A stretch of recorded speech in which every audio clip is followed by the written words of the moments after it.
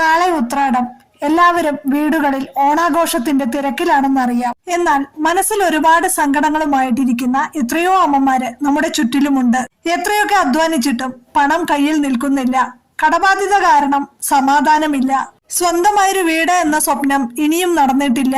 അതുമല്ലെങ്കിൽ മക്കളുടെ പഠനം, അവരുടെ ജോലി, നീണ്ടുപോകുന്ന വിവാഹ കാര്യങ്ങൾ എന്നിവയെല്ലാം ഓർത്ത് നെഞ്ചുരുകി പ്രാർത്ഥിക്കുന്ന എത്രയോ പേര് നമുക്കിടയിൽ തന്നെയുണ്ട്. അവരോടാണ് എനിക്ക് പറയാനുള്ളത്, നിങ്ങൾ ഒട്ടും തന്നെ വിഷമിക്കേണ്ട.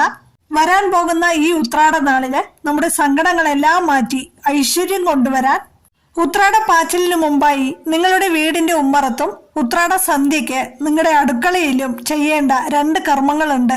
ദാരിദ്ര്യത്തെ പടിയിറക്കി മഹാലക്ഷ്മിയെ കുടിയിരുത്തുന്ന ഈ പുരാതന രഹസ്യം ചെയ്തു കഴിഞ്ഞാല് ഇനി വരുന്ന ഒരു വർഷക്കാലം നിങ്ങളുടെ വീടുകളിൽ ധാന്യത്തിനും പണത്തിനും ഒരു കുറവും വരില്ല എന്ന് മാത്രമല്ല, ഇത്തവണത്തെ ഓണം പൊടി പൊടിക്കും എന്ന് തന്നെ പറയാം. അപ്പോ എന്തൊക്കെയാണ് ആ 2 കർമ്മങ്ങൾ എന്നറിയാനായിട്ട് ഇതിന്റെ റിലേറ്റഡ് വീഡിയോ ഒന്ന് കണ്ടു നോക്കൂട്ടോ.